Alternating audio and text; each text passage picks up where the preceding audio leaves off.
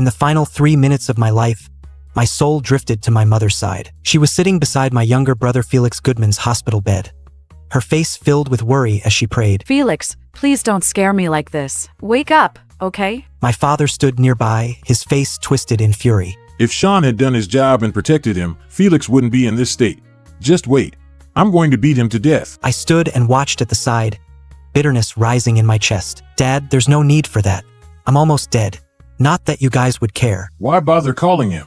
Isn't it enough that he nearly got Felix killed? After confirming that his injuries were only scrapes and nothing major, one of the older doctors finally dared to bring me up. He asked cautiously, Miss Blanchard, are you sure we shouldn't check on Sean? His injuries from the car crash seem very serious. Mom's gentle expression instantly turned into one of disgust as she roared. What's he trying to pull now?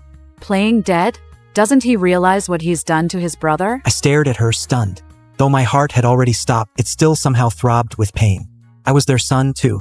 Did they really not care about me at all? Suddenly, Mom picked up her phone and dialed my number. A nurse brought the phone to my ear, and instead of hearing the concern I had hoped for, all I heard was contempt. Sean Goodman, when are you going to crawl out of bed and apologize to your brother? My heart instantly turned cold as whatever hope I had left withered away. Of course, she never cared about me.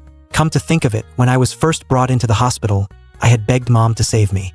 But all she said was, Do you have to fight for attention even at a time like this? Don't you realize that your brother nearly broke a bone? Then, she turned and walked away without a second glance, taking the entire medical team with her to tend to Felix. How could she have the capacity to love me?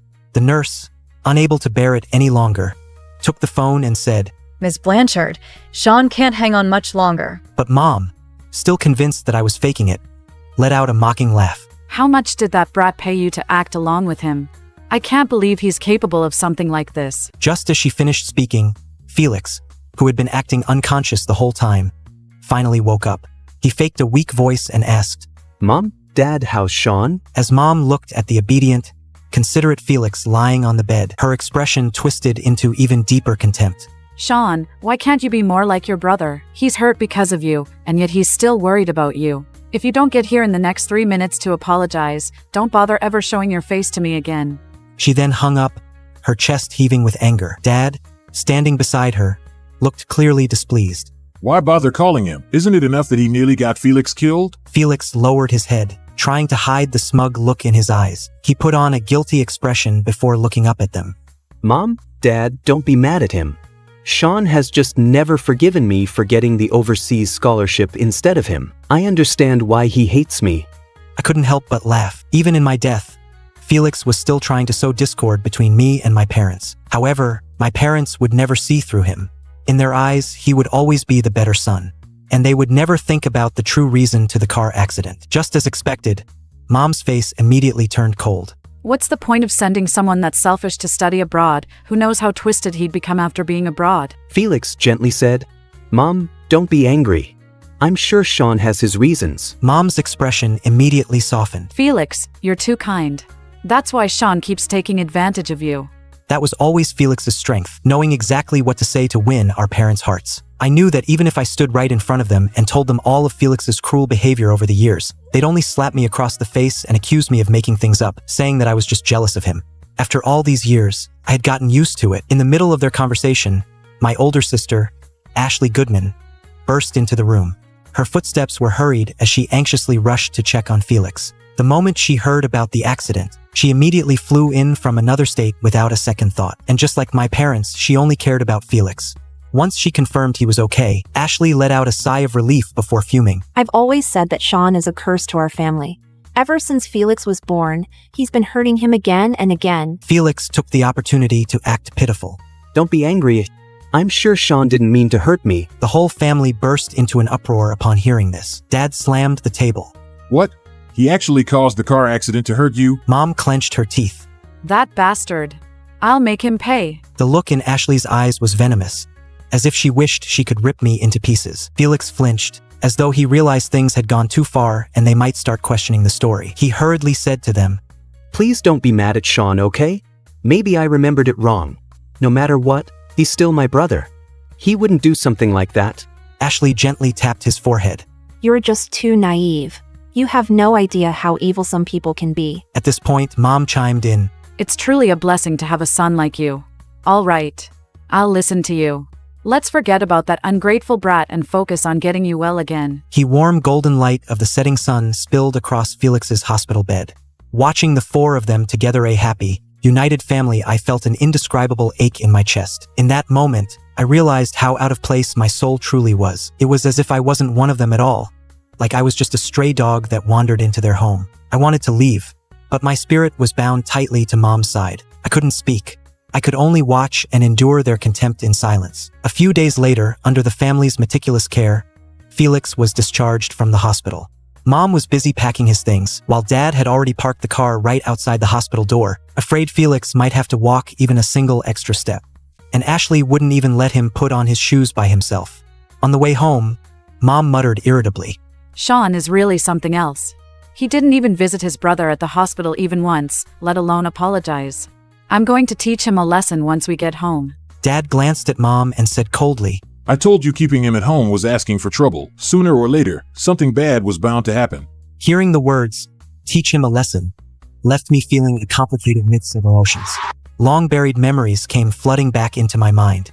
Since I was young, Mom had always favored Felix.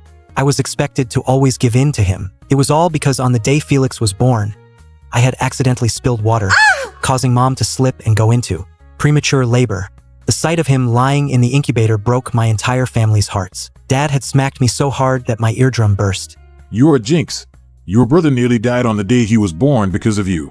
Lying weakly in the hospital bed, Mom had looked at me with eyes full of disappointment. Then, in elementary school, Dad had beaten me so badly that I couldn't get out of bed for 3 days, just because I fought with Felix over a toy car. It was my favorite toy. Even though it had come as a freebie along with the gift Dad bought for Felix during a business trip, it had become my most cherished possession. But Felix, who already had boxes full of toy cars, insisted on fighting me for that one. In the tug of war, he suddenly screamed and burst into tears. Mom rushed over, distressed, and hugged him while crying and yelling at me. Sean Goodman, your brother has already suffered so much because of you. What more do you want from him? It wasn't me. Before I could even explain, Felix squeezed out a few tears and said, Mom, don't be angry. It was my fault. I shouldn't have made trouble by fighting with Sean over a toy. When Dad got home and saw that scene, he immediately pulled me aside and started beating me. A cold-hearted kid like you doesn't deserve to stay in this house. Keeping you here is just waiting for a disaster to happen.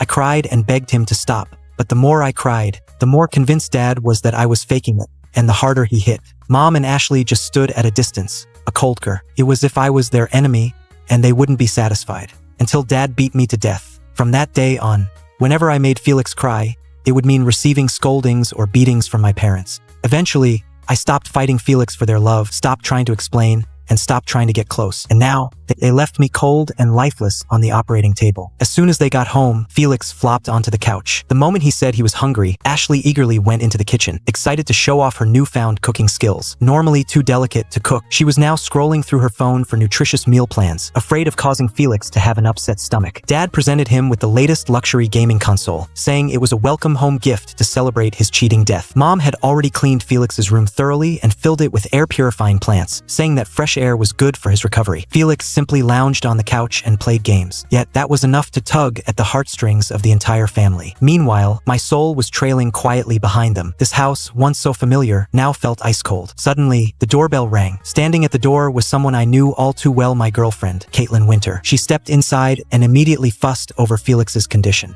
Mr. and Mrs. Goodman, I heard Felix was discharged today. I brought some supplements for him. Felix instantly dropped the game controller, putting on a shy smile. Caitlin, you didn't have to. I'm already feeling much better. Caitlin flashed him a sweet smile. Usually cold and aloof with me, she was now gentle and caring with Felix. I watched her, an unfamiliar feeling rising in my chest. Suddenly, she asked, Where's Sean? If she hadn't brought me up, I doubt anyone would have even remembered I existed. When my name was mentioned, Mom's face darkened. Why are you bringing up that ungrateful brat? After I scolded him the other day, he didn't even bother coming home. It's just as well. Since he likes staying out so much, he can stay away forever. The house feels peaceful without him causing trouble every day. Caitlin quickly nodded. It's better if he doesn't come back. We don't want him disturbing Felix's rest. Ashley walked out holding some supplements and said playfully, So, have you decided when to break up with Sean? If you don't move fast, someone else might snatch Felix away.